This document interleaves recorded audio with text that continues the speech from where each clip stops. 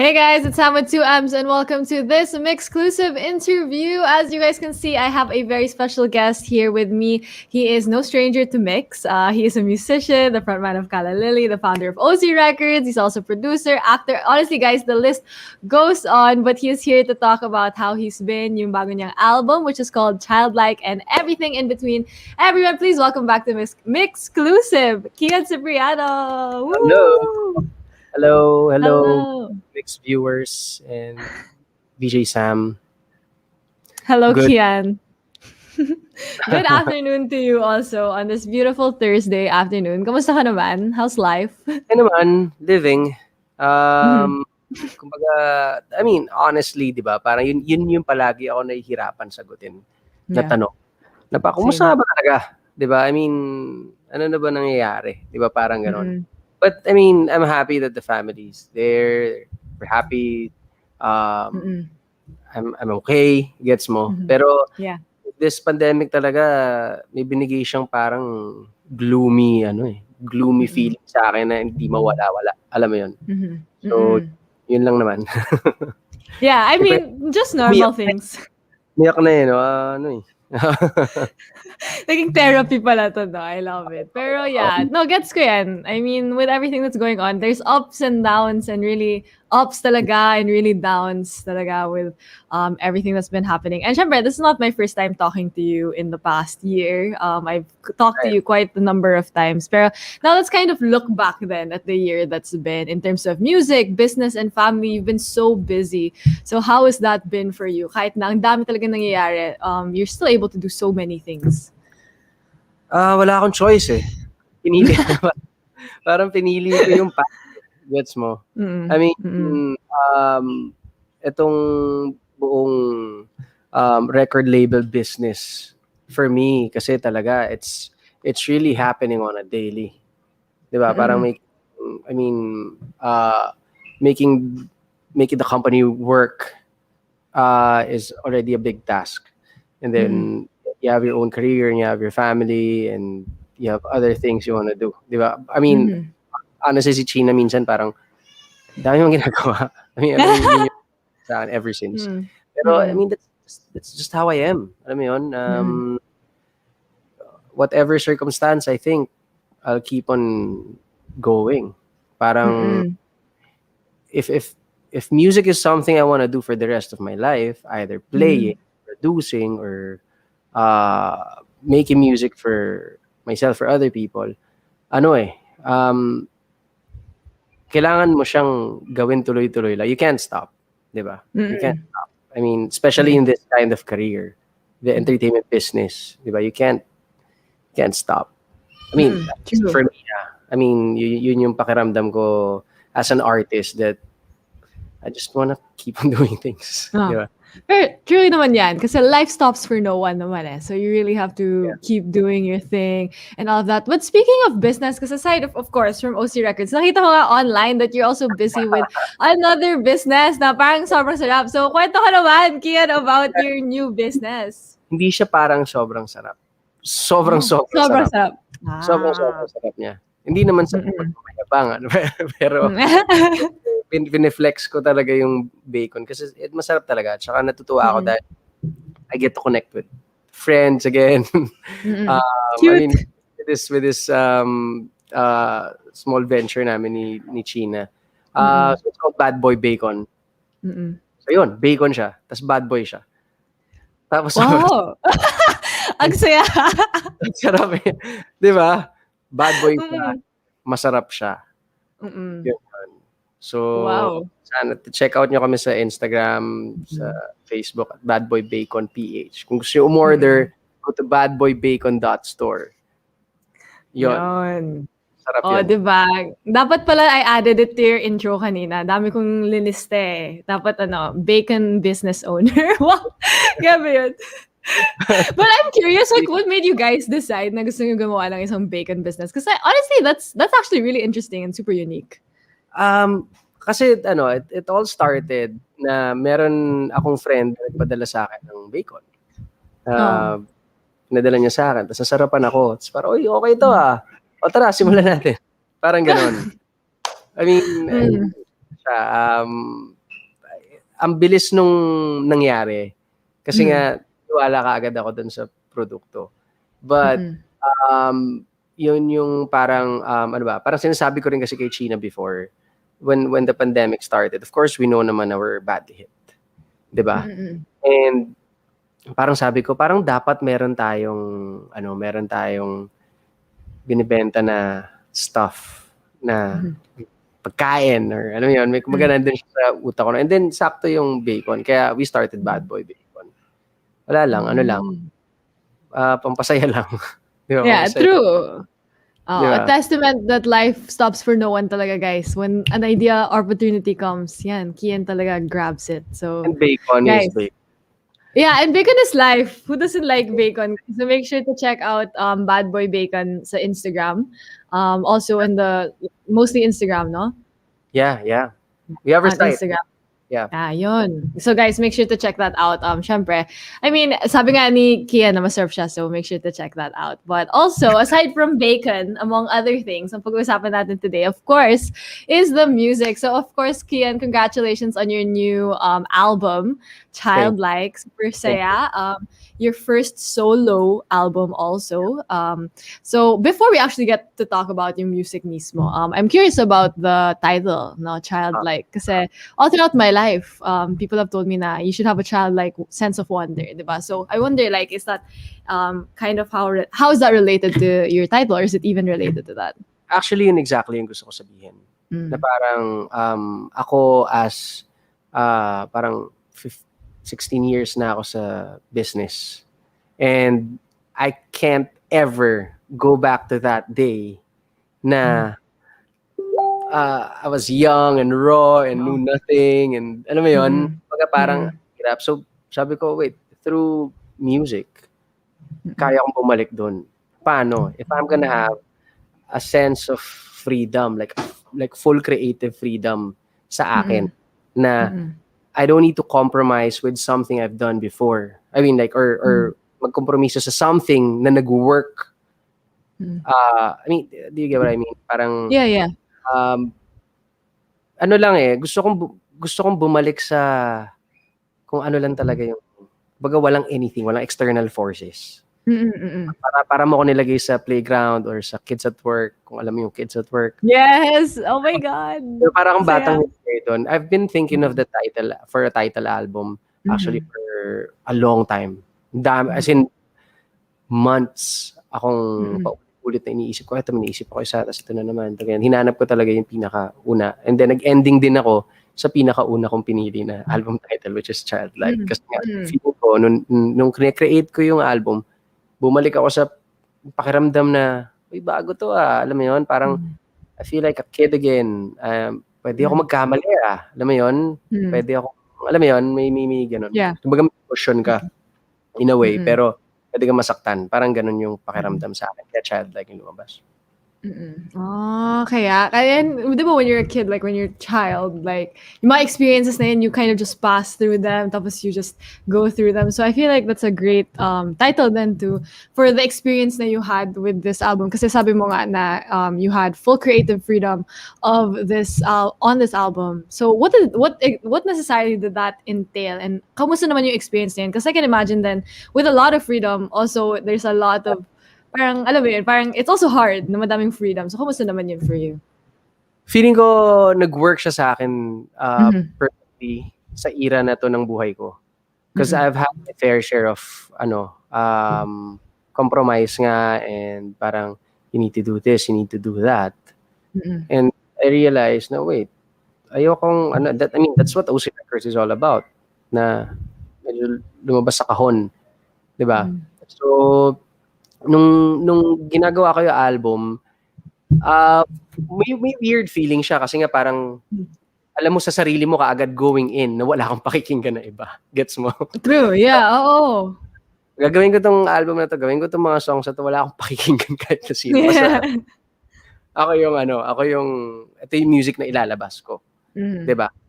So, okay siya sa akin. I mean, na-execute ko ata siya perfectly sa album na to.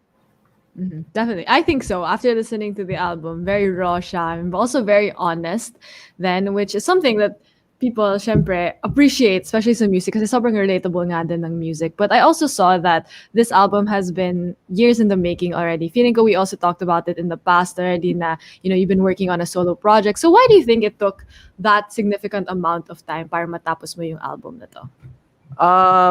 Life. Life happened. Life, familyhood, business. Parang, kasi ano nga yun yun yung unique siguro sa akin na meron akong OC Records. Dahil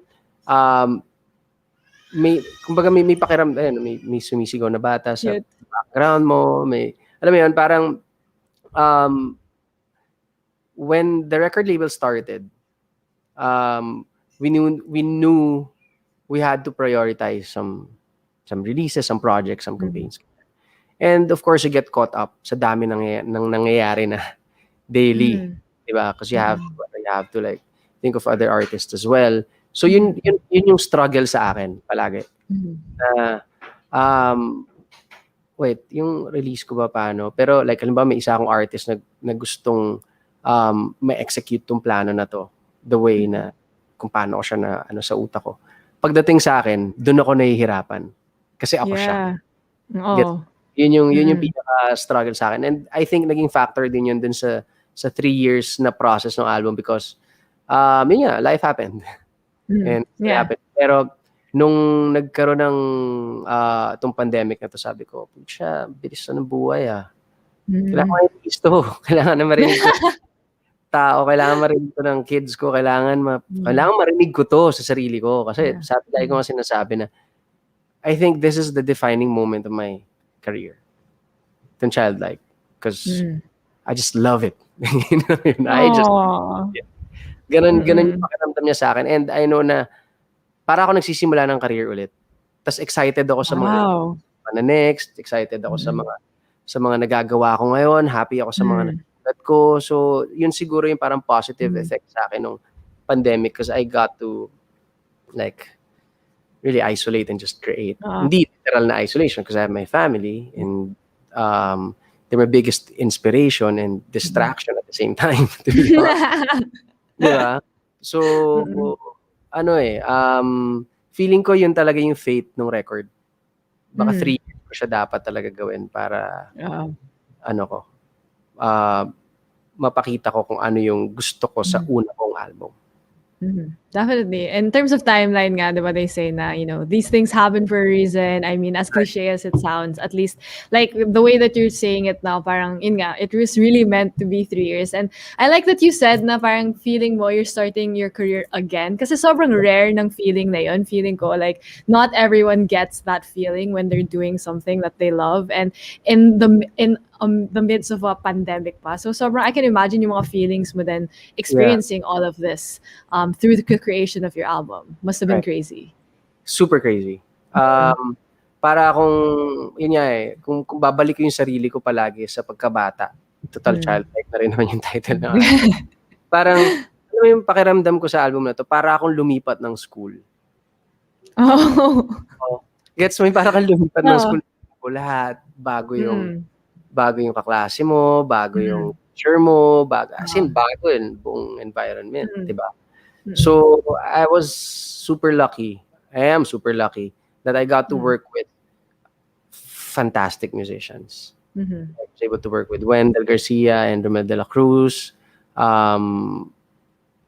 si Martin Riggs, isang artist din nagsulat ng song for the album.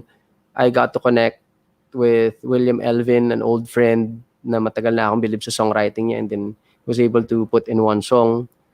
So, at yung Project Moonman, si Mark Thompson of Project Moonman, nag-produce siya ng isang track din for me. So, ang daming learning dun sa album. Ang dami rin bagong experiences. Ang daming bagong pakiramdam.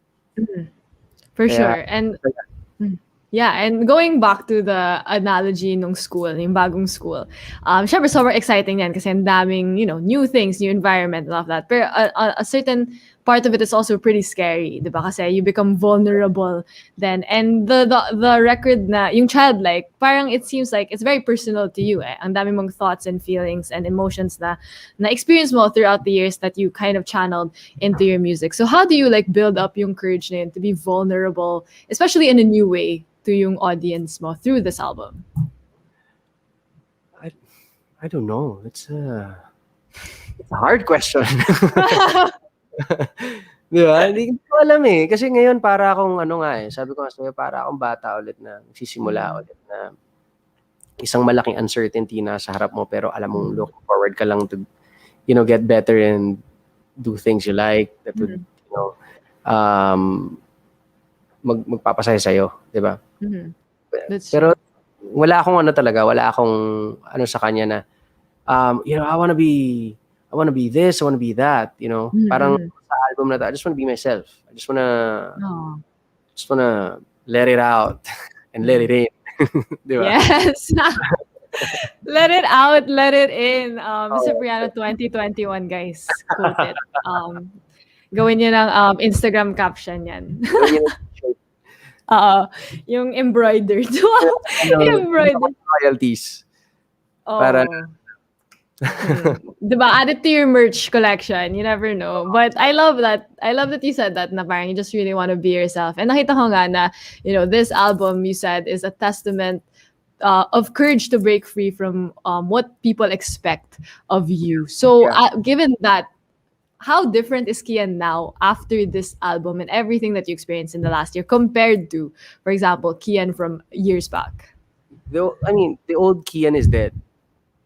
Oh. Yun, that's for sure. Or di ko alam. Wala na rin ang balita sa kanya. In a ditch. Ganun.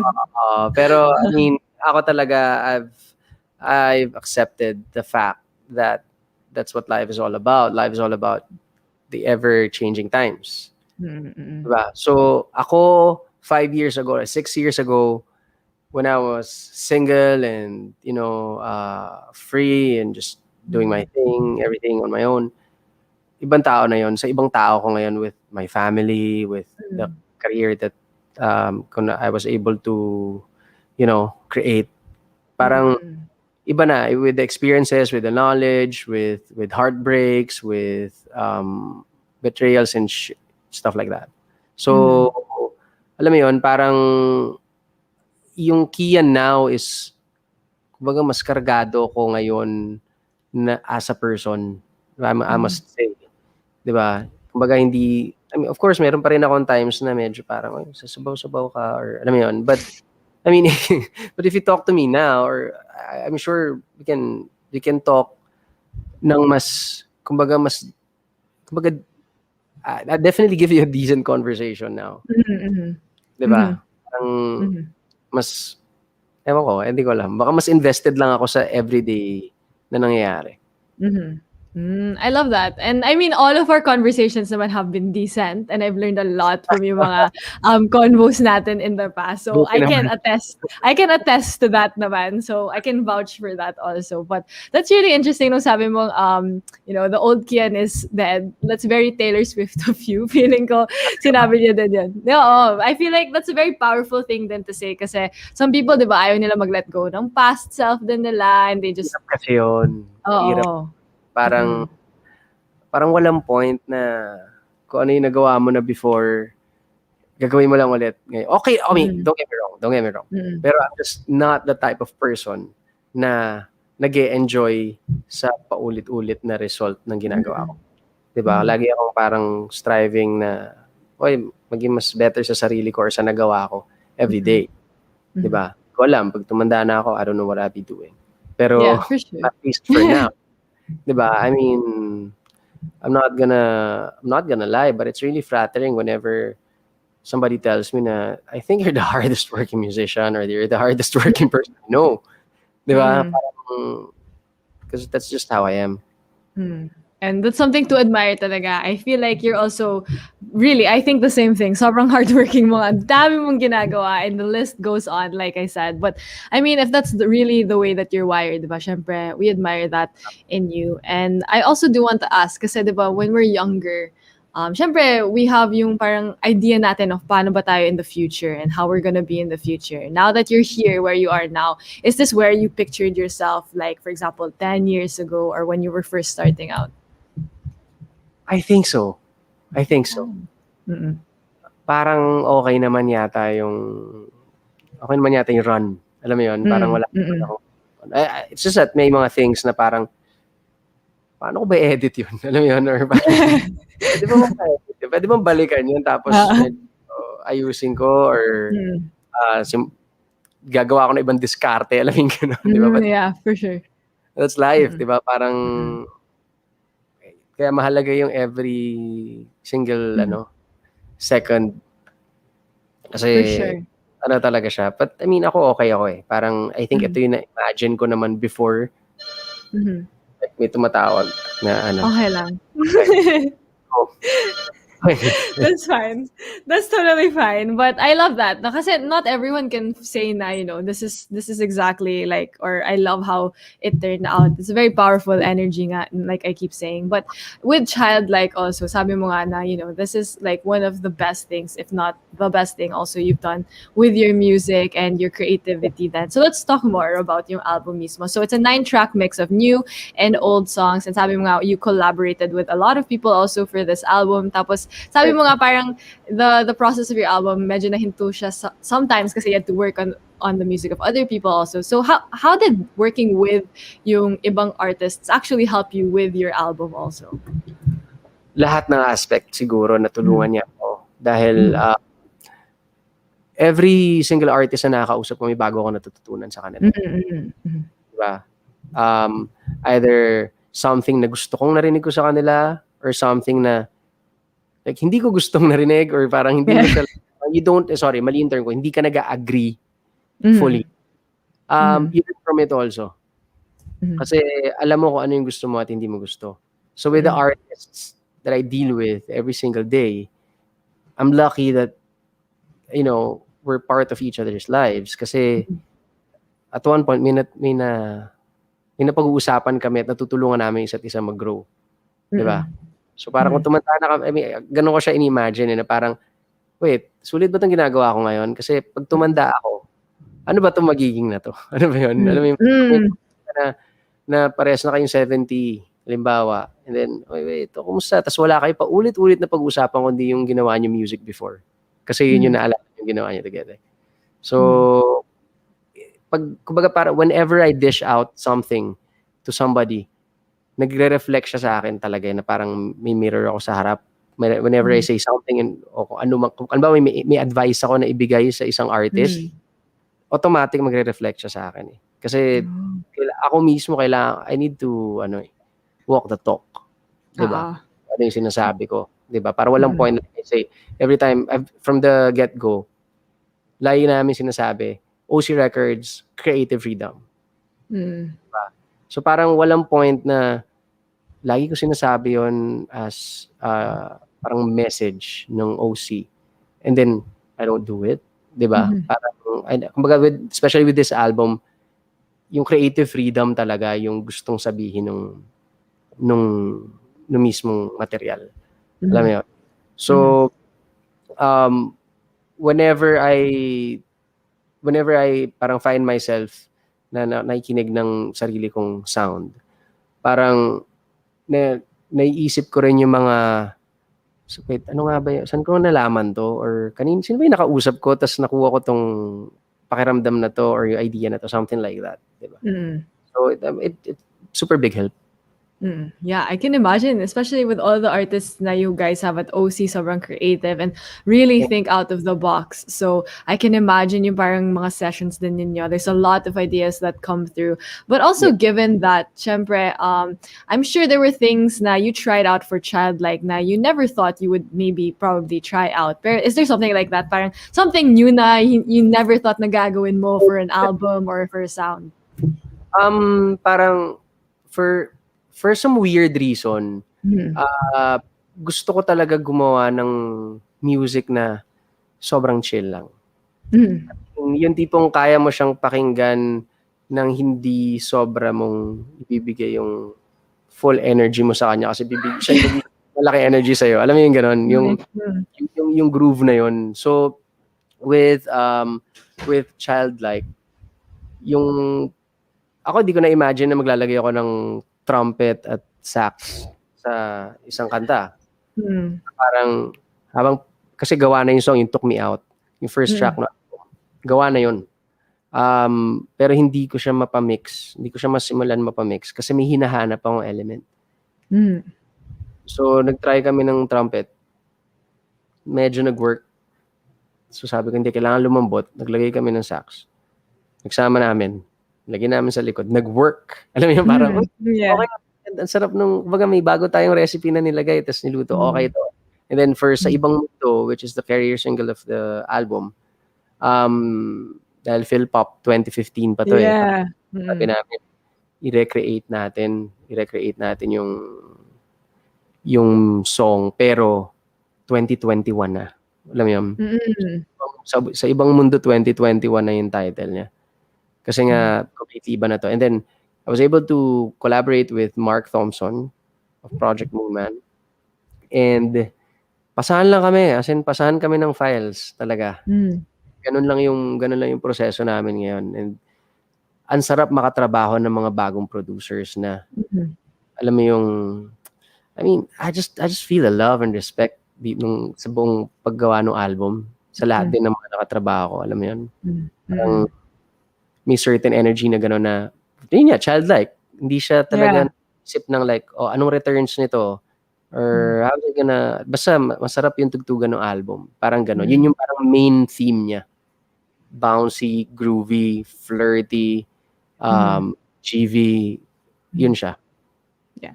And isn't that exactly what the world needs right now? Feeling ko, yun yung mga vibes na kailangan natin ngayon. And I love na the theme of the album was something that you carried out while you were also creating the album. Kasi, I mean, diba, like it was able to insert itself in every aspect of creating the album, which I think is a testament nga to how beautifully created the album was. And I feel like it's so nice getting to see you talk about yung album na to. And I can feel kasi yung gano'n ka excited and like how much you love what you did with it. I mean, that's a great thing. Masyado akong passionate magsalita. No, that's great. I love it. Diba kasi that's something you made. So feeling ko that's really how you should be when you're creating or talking about what you made. But you also mentioned nga yung Sa Ibang Mundo 2021 and I saw so many people share it kasi yun nga, you mentioned na Phil Pop 2015 and all of that. So how was it like recreating it and like, you know, I can imagine like having to go back also and listen to the old version and then creating it again. And thinking kung like, ano ba, collab ba kami ni Nadine ulit or something? Yeah. Kasi nga, merong magic tong song na to. For some reason, ever since lumabas yung kanta, hinahanap siya sa akin ng tao.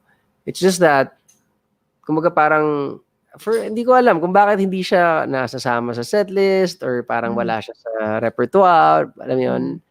So, okay. And then, nung nag-decide nga ako na maggawa ng solo album, sabi ko, parang ang sarap niya gawa ng bagong mundo, literal na bagong mundo sa ibang mundo. Actually. Diba?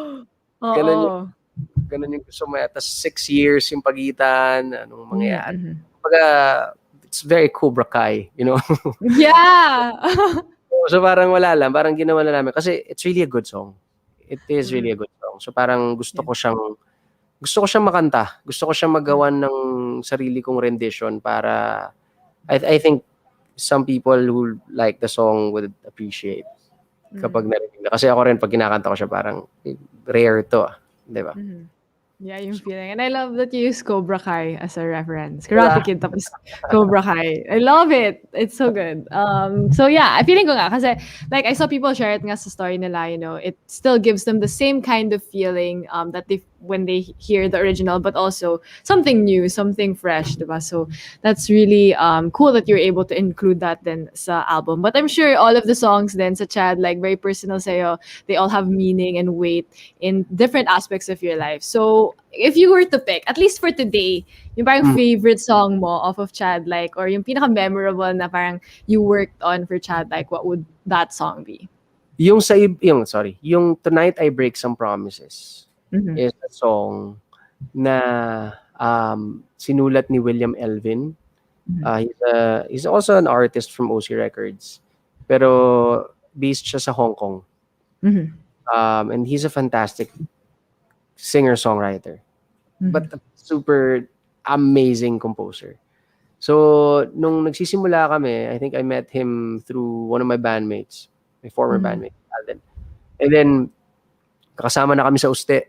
Kita na kami. Tapos kilala ko si William kasi alam kong isa siya sa magaling sumulat. Kumbaga, 18, 19 years old pa lang ako. Alam ko na, oy, ang galing nito magsulat. Ganyan. For some weird, na pagkakataon, nagka-reconnect kami. Di ko maalala kung paano. Basta nag-reconnect ulit kami. And then, parang nung narinig ko yung songs niya, sabi ko, ito yung favorite track ko na sinulat mo dati pa. Oh! I Break Some Promises. So, ang alam ko nga is 20 years na yung song. What? 20 years na yung song. 20, as in 20. 20. That's crazy. Wait, may 20. May iba pa bang 20? No, na-shock lang ako. Hindi ko I don't know why. Na-shock lang ako 20. 20 years. Wala lang. Well, 20. just to give context, I'm 24. So, 20? kasi I'm 24. So, lang ako. Context lang. Okay. Okay. So, anyway, you're saying. So, 20 years yung track. Ganon. Parang, kasi nga, nagsisimula pa lang kami nung time na yun. And then, narinig ko na yung song.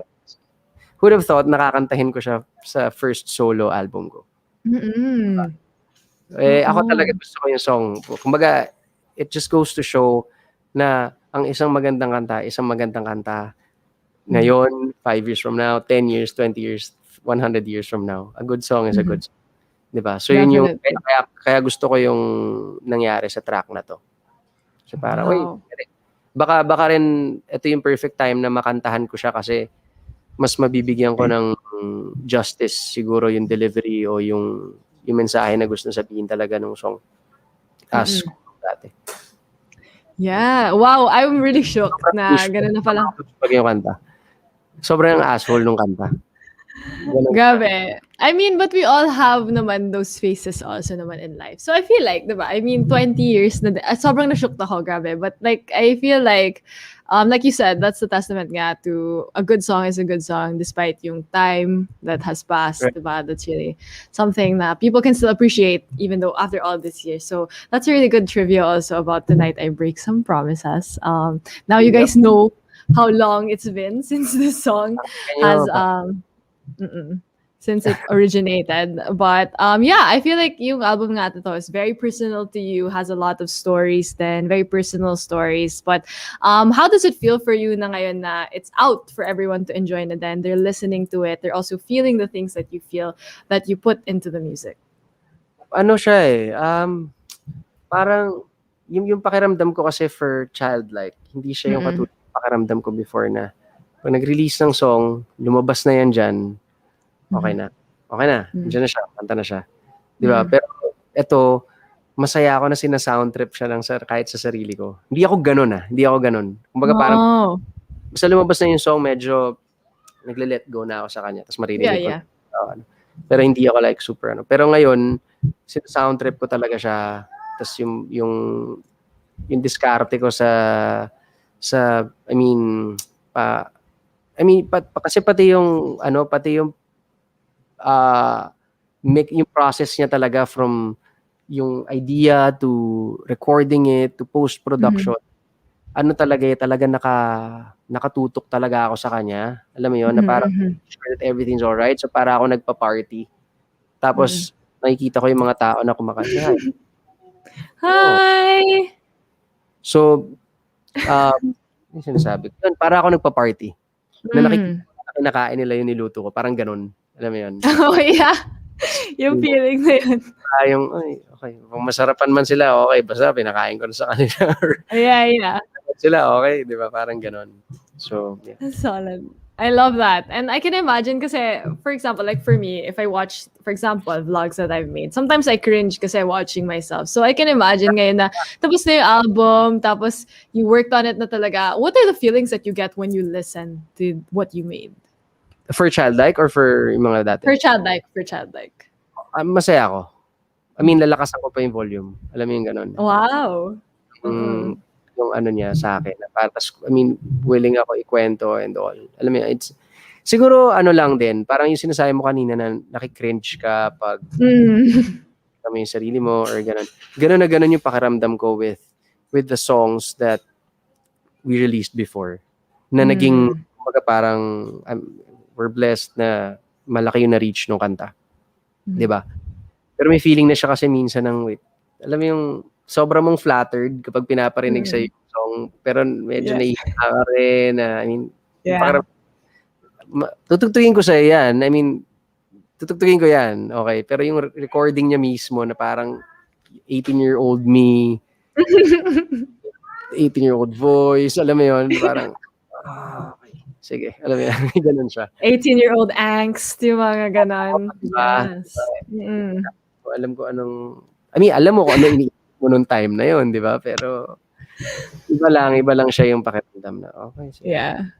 Feeling ko, that's exactly why we cringe kasi we knew exactly ano ba yung mga pinagdadaanan natin before na pinag-uusapan natin. But at least it's nice to know now you've reached a point as an artist also na, you know, you can appreciate and really listen to your own music, blast the volume like nobody's business. And I feel like that's a very rare and beautiful experience then as an artist. So sobrang exciting nun. I'm sure a lot of people love the album as well. And sobrang excited na din sila for everything that you've been working on because we know you're a busy man. What else can we expect coming from you, Kean, especially after Childlike? Expect more songs. Definitely. I'll be releasing tons of songs because I have, I've been writing. So, ang dami talaga material. Kaya rin excited ako na ma-release yung Childlike kasi makakapag-release na ako ng ibang songs. Parang nung time kasi na bago ma-release tong album, hindi ako makapag-release na kasi hindi ko siya pwedeng hindi siya yung first album. Gets mo? So, ngayon na nandiyan na siya, pwede na makadaan yung ibang songs. Yes. So expect from me and ano ba? Basta you see me sa socials and I'll be doing things na ano naman sa film naman aside. Working on a full length. So nung sinabi ko kinabahan ako bigla. Ay. Ayun, mas ako, kumbaga naka-focus ako ngayon sa pagsusulat ng script at pag-amount ng shoot. But expect also more videos from your favorite OC artists. Like si Adi's doing well right now, yung Paraluman. Yes, we just had him recently. Yeah, lumalakas yung track and yun, nag-shoot na yung, kumbaga, nag-shoot na siya ng music video. Nahanap na sa Paraluman. Kaya, ready na. Gagawin na. Exciting din. Dami releases. Like, I was just talking to sila Rai Sucido and sila Unique and dami magre-release ng mga artists this year din. So, ayun, basta expect more music from me. Either ako gumawa or ako nag-produce or ano man. Basta, for sure, puro music iano ko sa inyo. Ibigyan ko kayo ng magandang music palagi. Yes, guys. So you heard it here. Bacon with good bad boy bacon. Oh, diba guys? San pa kayo? You have good music, then he's trying to mount a film na din, tapos may bacon pa kayo guys. It's the complete experience. So remember to follow, of course, Kian sa lahat ng social media accounts niya para updated na lang kayo sa lahat ng ginagawa ni Kian sa, in his life. But before I let you go, Kian, do you have a message to everyone who's been supporting you and streaming Childlike like crazy, and just everyone who's been supporting you? Yeah, I just want to thank each and every one of you. I appreciate you guys taking time to listen to my new album. Malaking bagay sa akin yan, I swear. I mean, I really, really appreciate every single drop of effort and energy na binibigay nyo para pakinggan yung tracks. Thank you. And yeah, just keep safe and stay alive. Live your life. Yan muna siguro, 'di ba? I mean, dami nangyayari ngayon sa mundo. So kailangan natin magdasal at alam mo 'yon, lagay yung sarili natin sa mindset na dapat maging okay lahat. Alam mo 'yon. Dami nangyayari, 'di ba? Sobrang dami nangyayari. So ayun, basta ingat kayo palagi. And I take this opportunity para sabihin sa inyo na at i-encourage kayo na mag-register para bumoto sa 2022 elections. Please. Please vote. Vote wisely. Yes, I echo. Factor yan. Yeah, I echo the sentiments. And in the words of Kian, of course, just let it out and let it in, guys. Make sure to always remember that. And of course, don't forget to stream Kean Cipriano's very first album as a solo artist, Childlike, that's available on multiple digital streaming platforms. So guys, don't miss out on that. But thank you so much, Kian, for joining me once again with some exclusive. Thank you so much, Sam. Oh, and a music video will be coming out for sa ibang. So, Grabe ka! I love it till the end. I love it. Very with the surprises. But thank you. We will definitely. Abangan namin yun, guys. Remember, there will be a music video for Sa Ibang Mundo 2021 coming very, very soon. But once again, sa lahat nanood ng MYXclusive na to, thank you so much. And of course, thank you, Kian, for joining me. Once again, this has been Sam with 2 Amps and Kean Cipriano. Thanks, guys. Thank you.